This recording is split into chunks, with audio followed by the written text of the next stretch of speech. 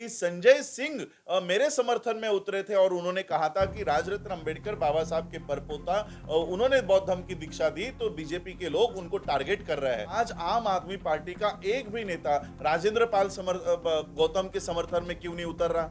मैं ये सवाल करना चाहता हूं कि जिस 22 प्रतिज्ञा के लिए आप मेरा समर्थन करते हो, उसी 22 प्रतिज्ञा के लिए आप अपने ही मंत्री का समर्थन क्यों नहीं करते? नहीं कह रहे आप जय श्री कृष्ण कहो, जय श्री राम कहो, आप आपके चुनाव जीतने के बाद मंदिरों में जाते हो, हम उसके ऊपर टिप्पणी भी नहीं करते, तो आप हमारे बौद्ध परंपरा के ऊपर किस तरह से टिप्पणी कर रहे हो? राजेंद्र पाल गौतम जी इस समाज के एक व्यक्ति है, नेता है, इसलिए हम उनका समर्थन करेंगे, आखिरी दम तक करेंगे, लेकिन उनके पॉलिटिकल पार्टी को हम कतई सपोर्ट नहीं करेंगे।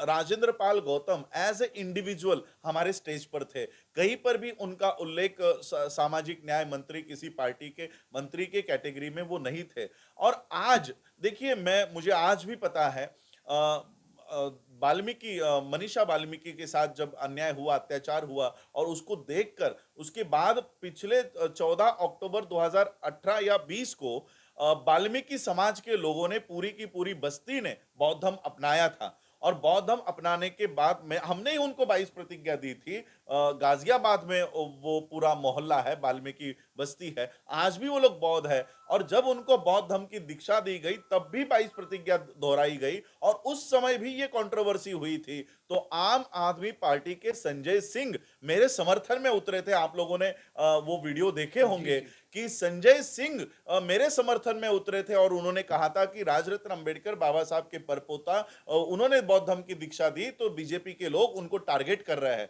तो आज मैं उनको कहना चाहता हूं कि आज उस समय आप मेरे समर्थन में उतर रहे थे, तो आज आम आदमी पार्टी का एक भी नेता राजेंद्र पाल गौतम के समर्थन में क्यों नहीं उतर रहा? मैं ये सवाल करना चाहता हूं कि जिस 22 प्रतिज्ञा के लिए आप मेरा समर्थन करते हो, उसी 22 प्रतिज्ञा के लिए आप अपने ही मंत्री का समर्थन क्यों नहीं करते?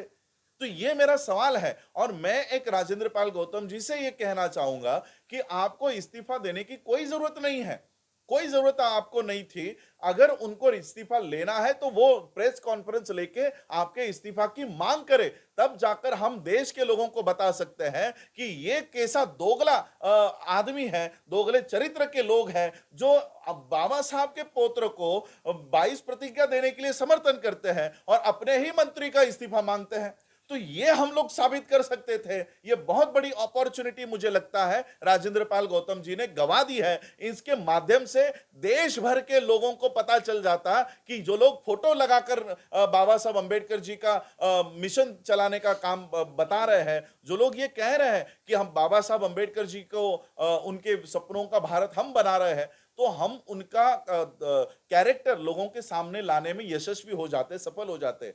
आज वो लोग बाबा साहब अंबेडकर जी के नाम से नाटक यहाँ पर दिल्ली में चला रहे हैं। आप लोगों को पता होगा कि बड़े बड़े नाटक यहाँ पर बाबा साहब अंबेडकर जी के नाम से दिल्ली गवर्नमेंट चलाती है। ये नाटक चलाने के बजाय बाबा साहब के विचारों को अगर जो आदमी आगे लेकर जा रहा है उसका भी समर्थन कर दिए तो भी बहुत हो जाता है। तो इसलिए ये मैं तो राजेंद्र पाल गौतम जी से यही आह्वान करना चाहता था, क्योंकि मैंने वहां से भी, ऑस्ट्रेलिया से बहुत बार उनको संपर्क करने की कोशिश की, लेकिन वो भी घिरे हुए थे सभी लोगों से, तो मेरी बात नहीं हो पाई। वरना यही हम कहना चाहते थे कि ये जो केजरीवाल है, हमें भी पता है ये आरएसएस की तीसरी पार्टी है और इसलिए इसको एक्सपोज करने का अगर मौका हमें मिल रहा है तो हमको वो हाथ से गंवाना नहीं चाहिए।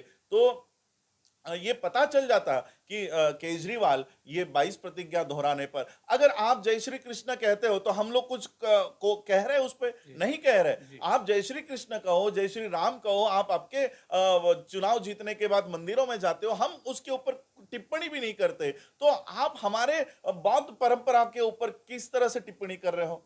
तो इसलिए ये एक बहुत बड़ा मुझे लगता है एक मौका था जो हम लोगों ने गवा दिया है। लेकिन फिर भी देश के लोगों को यही देखिए, ना राजरत्न अंबेडकर बड़ा है, ना राजेंद्र पाल गौतम बड़ा है। बाबा साहब अंबेडकर जी की मिशन को जो आगे लेकर जाएंगे, हमको उसके साथ खड़ा होना चाहिए। हम लोगों को इसका पॉलिटिकाइजेशन नहीं होना देना चाहिए। लोग भ्रमित होकर कल को फिर राजेंद्र पाल गौतम जी आम आदमी पार्टी में ही कंटिन्यू रहे, तो इसका मतलब ये नहीं कि लोगों को भी आम आदमी पार्टी में चले जाना चाहिए। ऐसा कतई नहीं करना।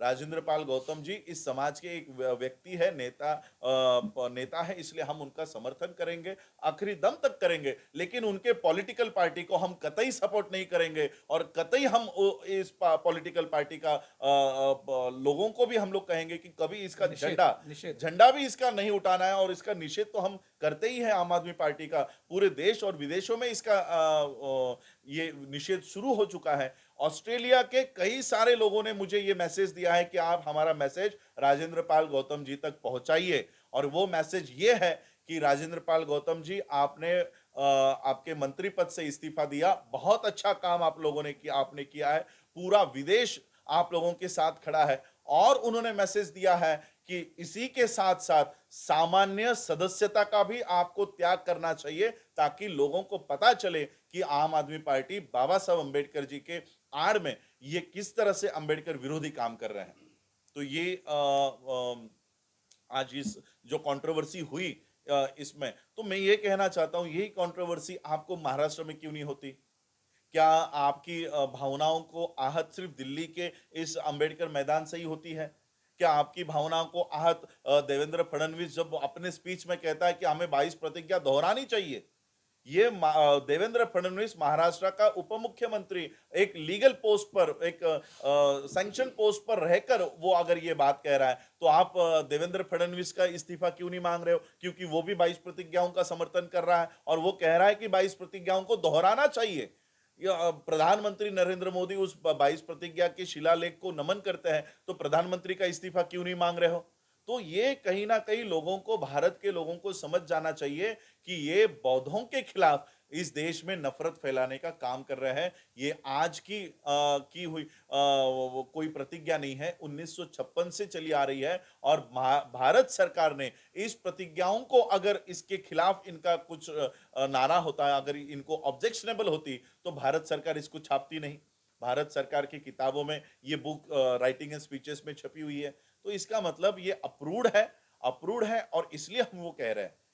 और कई हम लोगों ने इसको ऐड नहीं किया है कि